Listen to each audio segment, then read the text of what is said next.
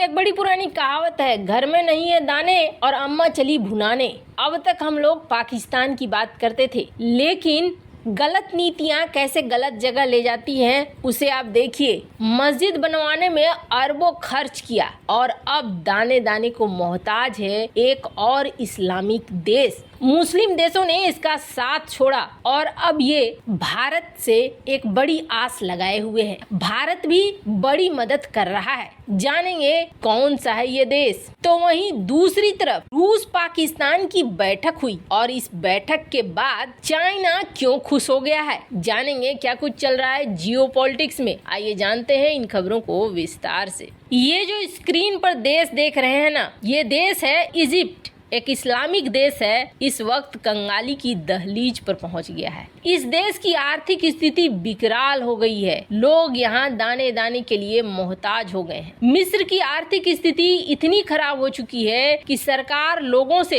ये कह रही है कि अपने खर्चे कम करो। CNN की रिपोर्ट के मुताबिक अरब दुनिया का सबसे अधिक आबादी वाला देश रिकॉर्ड स्तर पर मुद्रा संकट से बुरी तरीके से जूझ रहा है। यहाँ पर खाना इतना महंगा हो गया है कि लोगों के लिए पेट भरना किसी जंग लड़ने से कम नहीं है। मिस्र में साल 2021 में कीमतें फिर भी कम थी, पर अब सारी चीजें डबल हो गई हैं और उल्टा नौकरी पेशा लोगों का वेतन आधा हो गया है। बैंकों में जिन्होंने पैसा जमा किया था वो अपने पैसे ही नहीं निकाल पा रहे हैं। स्थिति ऐसी है ना कि मिस्र की सरकार की तरफ से ये कहा जाता है आप चिकन मत खाओ लेकिन चिकन फिट खाओ, यानी मुर्गे के पैर, मवेशियों के खुर खाओ। कई मिस्रवासी सरकार की इस बात से नाराज हैं। मिस्र में मुर्गे के पैरों को मांस की सबसे सस्ती वस्तु के रूप में देखा जाता है, जिसे लोग खाते नहीं बल्कि खाना बनाते समय फेंक देते हैं। लेकिन अब सरकार उन्हें उन्हीं चीजों को खाने के लिए कह रही है। मिस्र के एक पत्रकार हैं मोहम्मद अल हाशमी, इसने ट्वीट करते हुए कहा अब हम मुर्गों के पैर खाने के युग में प्रवेश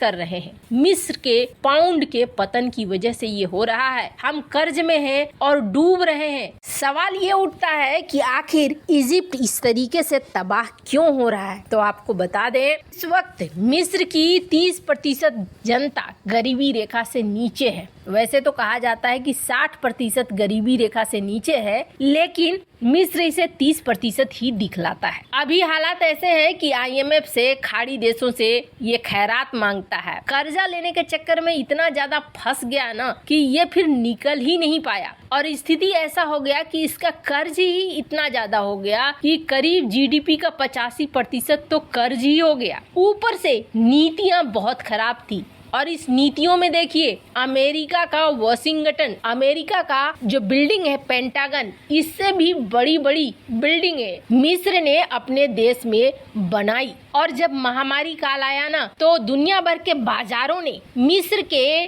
बाजार से जो निवेशक थे उन्होंने $20 अरब निकाल लिए। यूक्रेन युद्ध ने मिस्र की विदेशी मुद्रा भंडार को एकदम से निचोड़ दिया और इस वक्त स्थिति ऐसी होती गई, मिस्र दिन ब दिन बिगड़ता चला गया। पैसे सरकार ने बहा दिए मस्जिदों को बनाने में। करीब $10.2 अरब सिर्फ मस्जिद बनाने में 9 साल में खर्च किए गए। 9600 मस्जिद बनाए गए, नहीं तो पुराने मस्जिदों को ठीक ठाक किया गया। पर अभी स्थिति ऐसी है कि रोटी के लिए भी तड़प रहा है ये देश। खैर, भारत इस वक्त इजिप्ट में दोस्ती का हाथ भी बढ़ा रहा है और इजिप्ट भारत के बीच में बहुत तरह की साझेदारी भी हो रही है। इजिप्ट के राष्ट्रपति इस वक्त भारत आए हुए हैं और भारत में ऐसी संभावना जताई जा रही है कि दोनों के बीच में बहुत तरह के डील फाइनल होंगे, जिसमें भारत गेहूं देगा इजिप्ट को। पर इजिप्ट से किनारा कर लिया है लगभग सारे मुस्लिम देशों ने। जहां एक तरफ ये सब कुछ हो रहा है तो वहीं दूसरी तरफ पाकिस्तान और रूस आखिर कौन सा गुल खिला रहे हैं। स्क्रीन पर आप देख सकते हैं खबर, जिसमें ये निकल कर सामने आया था कि पाकिस्तान यूक्रेन को दे रहा है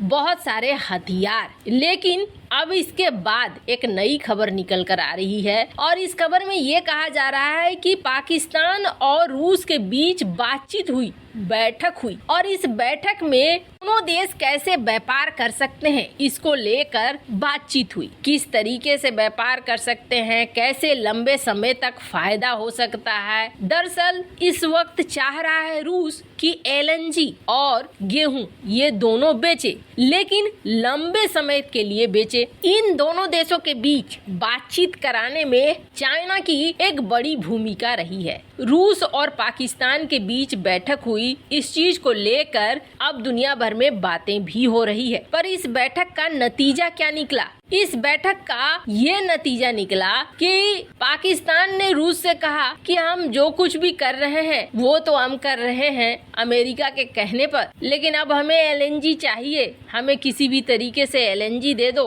पेट्रोल दे दो, गेहूं दे दो। रूस ने भी कहा कि हम तो दे देंगे, हमें तो पैसे से मतलब है, लेकिन तुम पैसे कैसे दोगे? अब पाकिस्तान की बारी थी। डॉलर में पेमेंट कर नहीं सकता है और पाकिस्तानी रुपया लेकर रूस करेगा तो करेगा क्या? पर अब यहाँ बात आई है कि यहाँ चाइना ने एक बड़ी मदद कर दी है और चाइना की करेंसी का इस्तेमाल करेगा पाकिस्तान। इस तरीके की बात पाकिस्तान ने सामने रख दी है। इसमें ये कहा जा रहा है कि पाकिस्तान चाइना की करेंसी युआन में रूस के साथ व्यापार करना चाह रहा है। दोनों के बीच एक लंबी डील होने की भी बात हो रही है। कहा जा रहा है कि जो बैठक हुआ ये बैठक सफल रहा है और इस सफल बैठक की वजह से फ्रेंडली कंट्री यानी कि चाइना की करेंसी में दोनों व्यापार करेंगे। पाकिस्तान की तरफ से इकोनॉमिक अफेयर मिनिस्टर सरदार अयाज सादिक और रूस की तरफ से एनर्जी मिनिस्टर निकोलाई